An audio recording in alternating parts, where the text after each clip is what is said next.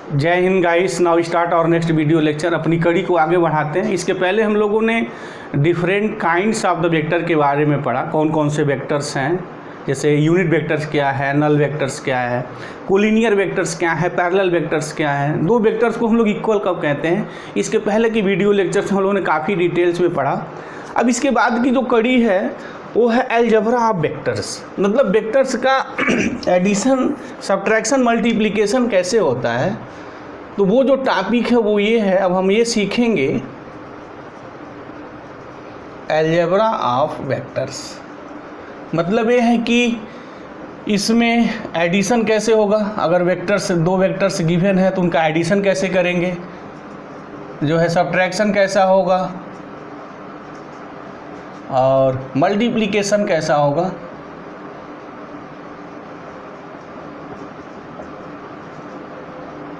ये बात है, डिवीज़न नहीं होता है।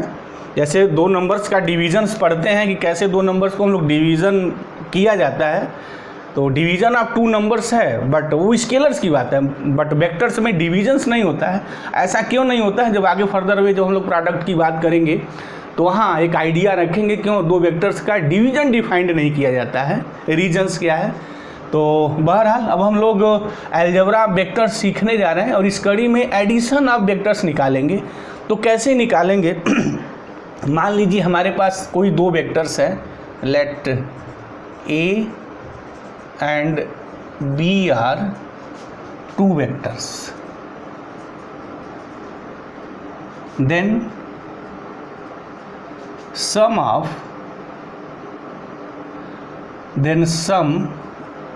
आर रिजल्टेंट भी नाम बोलते हैं इसका, resultant of A and B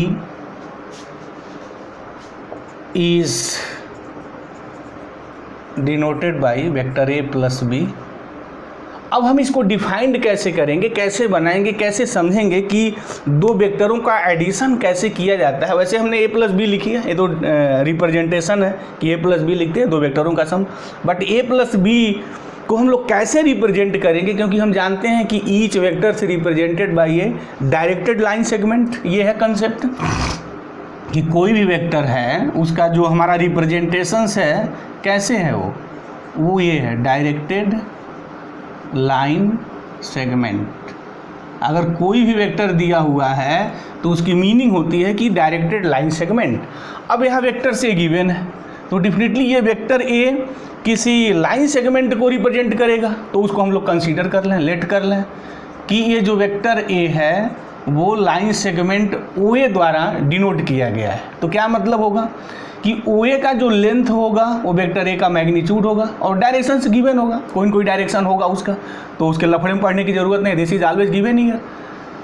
उसके बाद वेक्टर बी है, तो vector B is also represented by a line segment. तो वेक्टर बी को हम लोग ले लें कोई भी नाम, जैसे vector B is equal to मान लीजिए हमने ए बी कह दिया।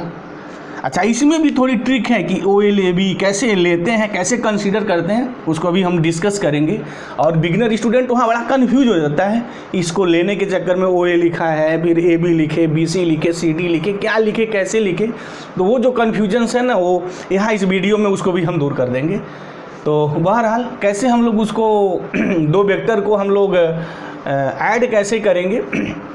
पहले इन दो वेक्टरों का लाइन सेगमेंट हमने बना लिया। अब क्या करते हैं कि अगर वेक्टर ए गिवन है तो डेफिनेटली वो कोई लाइन सेगमेंट होगा, तो एक लाइन सेगमेंट आप ड्रा कर लीजिए, एक हॉरिजॉन्टल लाइन खींच लीजिए जो उसका लेंथ होगा, राइट। या डायरेक्शन, किसी डायरेक्शन में ये कोई मतलब नहीं है। एक हमने ले लिया ओ ए ले लिया, दिस ओ ए हो गया, this is the vector here. अब वेक्टर बी है, तो जो वेक्टर बी है क्या करते हैं कि हमें पता है, जियोमेट्री में हम सीखते चले आए हैं कंस्ट्रक्शंस ऑफ द क्वाड्रिलेटरल में पैरेललोग्राम। अगर पैरेललोग्राम की दो एडजेसेंट साइड पता हो तो हम पूरा उस पैरेललोग्राम को बना सकते हैं। तो यहाँ यही कहते हैं, ऐसे ही करते हैं कि वेक्टर एक लाइन हमने ड्रा कर लिया, लाइन सेगमेंट। अब दूसरा लाइन सेगमेंट हम लोग या पॉइंट ए से या पॉइंट ओ से जाती हुई हमने एक ए बी जैसे यहाँ लिखा हुआ है, तो ए बी यहाँ ड्रा कर दीजिए। नहीं, थोड़ा हम यहाँ ओ बी ले लें तो बात थोड़ी अच्छी रहेगी। ए बी लिखेंगे, अभी उस चीज़ को भी लिखेंगे, देखिएगा। तो ओ बी। अच्छा, अब दूसरा, अब एक बात और है कि इसका भी डायरेक्शन होगा, इसका भी डायरेक्शन होगा, यानी ए भी लाइन है, ए भी एक लाइन है, this is a line segment, और दो लाइन अगर है खींचेंगे डेफिनेटली उनके बीच कोई न कोई एंगल आएगी, 100% बातें श्योर है। तो इनके बीच जो एंगल है वो ड्रा करिए जो भी हो। तो हमने यहाँ ओ भी एक खींच लिया, कोई भी एंगल हो सकती है, दिस रिप्रेजेंटेशन ईयर। अब ये मेरा वेक्टर बी हो गया, ये बी हो गया दिस। अब क्या करते हैं कि ये जो दो साइड मेरी मिली इनसे हम एक पैरेललोग्राम बनाते हैं, दिस पैरेललोग्राम। अब ओ ए और ओ बी जो दो वेक्टर का रिप्रेजेंटेशन है, जो एडजेसेंट पॉइंट जो मेरा ओ है, अब इससे पास करने वाला जो डायगोनल होगा, जैसे मान लें कि हमने ये सी लिखा, दिस डायगोनल ओ सी, तो ओ सी जो वेक्टर होगा ये रिप्रेजेंट करेगा what, vector O A plus vector O B, यानी this is the A plus B. और इसी को हम लोग कहते हैं लॉ ऑफ पैरेललोग्राम, इसी को लॉ ऑफ पैरेललोग्राम कहते हैं। मीनिंग क्या है, क्या मतलब है उसका? इसका मतलब है अगर दो वेक्टर्स अगर आपको गिवन है तो हम ये जानते हैं कि vectors are represented by a line segment, तो दो लाइन आप बना लीजिए, उनके बीच एंगल ऑलरेडी गिवन होगी, पता होगा क्या है, उनके बीच एंगल बनाते हुए दो वेक्टर को खींच लीजिए। अब वो जो दो वेक्टर हैं वो दो साइड को रिप्रेजेंट करेंगे। अब दो साइड अगर पता है तो एक पैरेललोग्राम बना लीजिए। अब उस पैरेललोग्राम का वो डायगोनल जो वेक्टर ए और वेक्टर बी का जो इंटरसेक्शंस जो पॉइंट होगा, ये जो होगा मतलब जो कॉमन पॉइंट होगा, इससे पास करने वाला जो डायगोनल होगा उसका जो लेंथ होगा, this is the magnitude of the sum of the vector A B, और जो डायरेक्शन होगा उसको हम कहते हैं directions of the resultant vector, या जो सम आया है वो सम का मेरा डायरेक्शन हो जाएगा। कहने का मतलब क्या हुआ कि जो डायगोनल होगा, this diagonal represented the vector, length magnitude का होगा और जो डायरेक्शन होगा उसका डायरेक्शन आ जाएगा। इसको हम लोग लॉ ऑफ पैरेललोग्राम कहते हैं। तो एक ये भी मेथड है, बट हम इंटायर सिलेबस में मैं जो मेथड यूज करने वाला हूँ उसको हम लोग लॉ ऑफ ट्रायंगल कहते हैं, और उसी मेथड को हम यूज करेंगे और आप भी उसको यूज करिए, क्योंकि वो बड़ा ईजी टू यूज होता है, उसको हम लोग ईजिली टैकल कर सकते हैं। तो उस मेथड को ही हम अडॉप्ट करेंगे, बट ये भी मेथड ऐसे भी निकाले जाते हैं। अच्छा, बात तो है एक ही है, चाहे लॉ ऑफ पैरेललोग्राम की करें या लॉ ऑफ ट्रायंगल की करें, दोनों चीज़ें एक होती हैं, बट उनको बनाते कैसे थोड़ी वो बात हम कर लें। उसके लिए हम लोग क्या ट्रिक अप्लाई करते हैं, कैसे उस चीज़ को आप समझेंगे। जैसे दो वेक्टर ए और बी गिवन है, तो वेक्टर ए को आप कोई लाइन सेगमेंट ले लीजिए, जैसे मान लीजिए हमने ओ ए ले लिया। अब यहाँ जब भी वेक्टर बी लिखेंगे तो एक कंसेप्ट जो हम यहाँ बताने जा रहे हैं, always keep in mind this concept. जब दो वेक्टर को ऐड करेंगे यानी उसकी जियोमेट्री बनाएंगे, उसकी फिगर बनाएंगे, तो जैसे एक वेक्टर आपने ओ ए लिखा, इसका कुछ भी आप नामकरण संस्कार कर दीजिए। जैसे मान लीजिए हमने वेक्टर ए का लाइन ही तो खींचनी है ना, एक लाइन सेगमेंट, तो कोई लाइन सेगमेंट, अब इनका अपने मन से कुछ नामकरण संस्कार कर दीजिए। जैसे मान लीजिए हमने ए भी कर दिया, कोई फर्क नहीं पड़ता है, चलिए हमने यहाँ ए भी कर दिया। दो चीज़ें हम एक साथ समझा रहे हैं ताकि बात क्लियर हो जाए। याद करने की ज़रूरत ना, हम कैसे लिखेंगे, हम उस ट्रिक को बता रहे हैं, और ट्रिक अगर दिमाग में आपने बैठा लिया तो किसी भी वेक्टर्स को आपको ऐड करने में प्रॉब्लम नहीं होगी। अब जब वेक्टर बी लिखेंगे तो क्या करेंगे, यहाँ हमारा जो लॉ ऑफ ट्रायंगल्स में जो फिगर बनाने की जो टेक्निक है वो ये कहती है, जब भी वेक्टर बी लिखें तो vector B represent a line segment, तो वो लाइन सेगमेंट के दो पॉइंट होंगे, एक इनिशियल पॉइंट और एक जो टर्मिनल पॉइंट बात की गई थी, मतलब जिसको हम लोग टेल और हेड की भी बात करते हैं। तो जब वेक्टर बी को ए में जोड़ना हो तो ए का जो हेड है बी का टेल होना चाहिए। मतलब ये है कि ए का टेल क्या है, ए है दिस, तो बी का जो नहीं, ए का जो हेड है वो ए है, तो बी का जो टेल है वो ए होना चाहिए। मतलब क्या है कि वेक्टर ए का जो लास्ट पॉइंट है, जो टर्मिनल जो पॉइंट है, वो वेक्टर बी का इनिशियल पॉइंट होना चाहिए। तो वेक्टर ए का क्या टर्मिनल पॉइंट ए है, तो बी का इनिशियल पॉइंट ए होगा। अब यहाँ दूसरा लिखना अपने मन से जो चाहिए वो लिखिए, कोई फर्क नहीं पड़ता है। मान लीजिए ए बी लिखिए, ए सी लिखिए, ए डी लिखिए, ए एल लिखिए, ए पी लिखिए, ए क्यू लिखिए, कोई फर्क पड़ने वाला नहीं है, बस उसको आप लिख ही दीजिए। तो चलिए हमने ए बी यहाँ लिख दिया, हो गई बात मेरी यहाँ। अब जैसे वेक्टर ए को हमने ए बी लिखा है तो अब बात क्लियर हो गई होगी। तो वेक्टर बी कैसे लिखेंगे भाई, अगर इनको ऐड करना है कैसे लिखेंगे। अब जैसे हमने क्या बताया, ट्रिक क्या बताई, ट्रिक ये बताई कि अगर दो वेक्टरों को ऐड करना है तो वेक्टर ए को अपने मन से कोई एक लाइन सेगमेंट आपने ले लिया, लेकिन दूसरे वेक्टर का जो रिप्रेजेंटेशन लाइन सेगमेंट आप लेने जा रहे हैं वहाँ क्या करेंगे, ए का जो टर्मिनल है मतलब जो लास्ट पॉइंट है बी का स्टार्टिंग पॉइंट होना चाहिए। मतलब कि अब वेक्टर बी लिखना है लाइन सेगमेंट में तो कैसे लिखेंगे, तो बी लिखना पड़ेगा स्टार्टिंग, और उसके बाद जो भी आपकी इच्छा है लिखना हो। ए बी यूज हुआ, चलिए यहाँ बी सी लिख दीजिए, ये हो गया। अब ऐड कैसे करेंगे, कैसे फिगर बनाते हैं उसको देख लीजिए। पहले कोई वेक्टर खींच लीजिए, जैसे मान लीजिए हमने वेक्टर ए खींच लिया, दिस ओ ए हो गया, ये वेक्टर ए रिप्रेजेंट करता है। अब वेक्टर जब बी बनाएंगे तो हमेशा ए के टर्मिनल पॉइंट से आप शुरू करिए, जैसे ए बी दिया है तो बी यहाँ खींचिए, ऐसे खींचिए, वो तो फिक्स होगा ना उनके बीच एंगल क्या है, दो वेक्टरों के बीच में एंगल क्या है, दिस इज द फिक्स, वो तो गिवन होगा, तो यहाँ लफड़े वाली बात नहीं है। तो आप खींच लीजिए, ये हो गया, ये बी हो गया, this is the vector B. अब क्या करेंगे कि यहाँ जो है ना इनिशियल पॉइंट और इसका जो टर्मिनल है इनको मिला दीजिए, दिस। तो ये जो वेक्टर ओ बी होगा, ये वेक्टर ओ बी ही ए और बी का सम कहा जाता है, या इसी को हम लोग रिजल्टेंट भी कहते हैं, और इसी को लॉ ऑफ ट्रायंगल भी बोलते हैं। This is the law of triangle.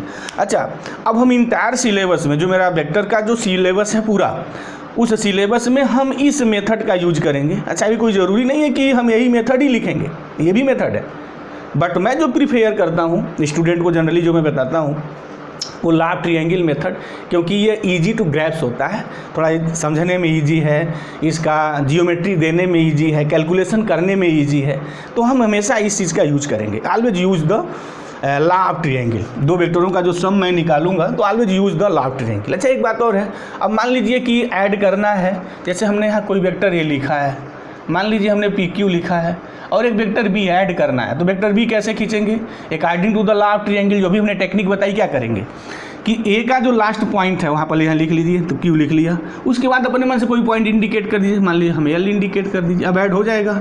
A plus B कैसे लिखेंगे, देखिए P Q plus Q L. अब क्या होना चाहिए कि जो ऐड कर रहे हैं इसका लास्ट और इसका फर्स्ट मिलना चाहिए। अब इसको गोल कर दीजिए, क्या बचा, ये पी बचा, अब ये एल बचा, ये this is the P L. अब वो कैसे बनाएंगे, जैसे बना लीजिए, ये हो गया पी क्यू दिस, और दूसरा जो होगा क्यू, क्यू है ये एल हो गया, उसके बाद this is the add here, तो this is the P L and P L is what, A and this is vector B. बात क्लियर हो गई। अच्छा, मान लीजिए कि मुझे वेक्टर मैंने ऐसे लिखा है, एल लिखा है, अब ऐड करना है, तो दूसरा वेक्टर ऐड कैसे करेंगे, क्या टेक्निक हमने बताई, जब भी ऐड करेंगे ना तो यम यहाँ होना चाहिए। अगर यम आप नहीं लिखेंगे तो फिर इस रूल को लगाने में यू हैव इन प्रॉब्लम। तो आपको प्रॉब्लम ना हो, आप हमेशा ऐसे ही लें, तो यहाँ यम लिखना पड़ेगा। उसके बाद जो भी आपकी इच्छा हो लिख दीजिए। मान लीजिए हमने कोई स्टूडेंट एम एल लिख दिया, तो अब क्या होगा, ऐसे लिख दिया उसने, तो अब जरा देखिए क्या गुल खिल जाएगा यहाँ। अगर ऐसा वो लिख दिया एल एम, भाई एडिशन का हमने क्या बताया कि इसका लास्ट और इस वेक्टर का इनिशियल मिलना चाहिए, तो मिल गया, एम एम मिल गया। अब एम एम गोल हो जाएगा, ये क्या बचा, एल बचा। तो एल का मतलब क्या होगा कि जो इनिशियल पॉइंट है वही फाइनल पॉइंट है, मतलब वही टर्मिनल पॉइंट है, तो this vector is the what, zero vector. यही तो जीरो वेक्टर है कि जिसका इनिशियल और टर्मिनल पॉइंट कोइंसाइड कर जाते हैं, this is the concept of the zero vectors, यानी L is the zero vector. तो इससे क्या निष्कर्ष निकला कि एल अगर मैं ये वेक्टर अगर ले रहा हूँ, दिस इज द एल ये वेक्टर है, तो एम एल का मतलब ये हो गया ना, तो ये अपोजिट हो गया, मतलब अगर 2 है तो -2 हो जाएगा, दिस कंसेप्ट, मतलब this is the zero vector here. तो ठीक है, मुझे उम्मीद है कि ये बात बिल्कुल क्लियर हो गई होगी कि अब हम वेक्टर को ऐड कैसे करेंगे। तो ये टेक्निक हमेशा यूज करेंगे, मतलब ये ब्रह्मास्त्र एक मैं लिख दूँ, ए बी प्लस ऐड करना है तो बी सी होना चाहिए, अब ये हमेशा ए सी मिलेगा। ये ब्रह्मास्त्र हो गया आपके लिए। बस अगर ये आपके दिमाग में चीज़ें बैठ गई हैं तो फिर तो कोई फंसा नहीं पाएगा। एडिशन आप वेक्टर के अब मास्टर हो गए हैं, अब कोई प्रॉब्लम नहीं होगी। अब हम इसमें कुछ बड़े इंपॉर्टेंट्स जो हैं रिजल्ट्स हैं, उस रिजल्ट्स को मैं प्रूफ करने जा रहा हूँ। रिजल्ट्स में ये है कि जिसे हम लोग इनइक्वालिटी कहते हैं कि दो वेक्टरों का सम की जो इनइक्वालिटी है mod of A plus B, उस रिजल्ट को थोड़ा मैं यहाँ प्रूफ कर दूँ लगे हाथ। कैसे प्रूफ करते हैं वो भी इम्पॉर्टेंट चीज़ है, तो वो प्रूफ होना चाहिए और सबको जानना भी चाहिए कि वो प्रूफ होता कैसे है।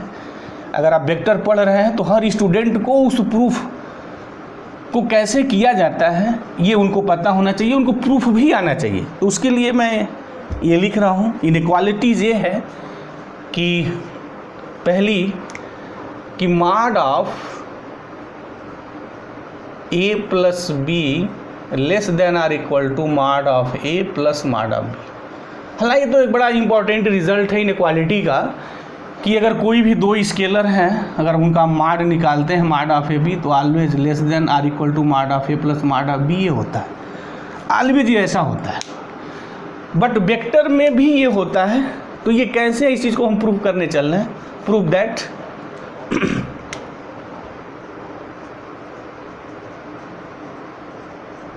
चलिए आइए प्रूफ कर दें। अब यहाँ भी दो वेक्टर का सम ही तो किया गया है, तो अब सम के लिए हमने बता दिया, लेट कर लीजिए। Vector A is represented by A B, इसका मतलब क्या होगा कि अगर माड ए बी लिखेंगे तो माड ए बी का मतलब ए बी हो जाएगा ना, जो लाइन सेगमेंट है उसका लेंथ हो जाएगा, और इसी को माड ए लिखते हैं, ऐसे लिखते हैं। बी इज इक्वल टू, अब क्या लिखेंगे, सबको पता हो गया होगा, अब तो टेक्निक, अब तो चुटकी बजाते आप बता देंगे क्या होगा। बी क्या लेना चाहिए, ए का अगर इंड पॉइंट बी है तो इसकी स्टार्टिंग बी होकर दीजिए, और बाकी सेकंड पॉइंट अब जो भी इच्छा लिखे, कोई फर्क नहीं पड़ता। हमने बी सी लिख दिया है, मुझे उम्मीद है आप भी बी सी ही लिखेंगे, बी सी हो गया। तो यहाँ माड ऑफ बी सी क्या होगा भाई, माड ऑफ बी सी का मतलब B C, length B C, इसी को हम लोग ऐसे भी लिखते हैं। चलिए अब एडिशन, अब उसको हम लिखेंगे बाई लॉ ऑफ, ये लॉ है by law of addition of two vectors, यही तो लॉ है भाई।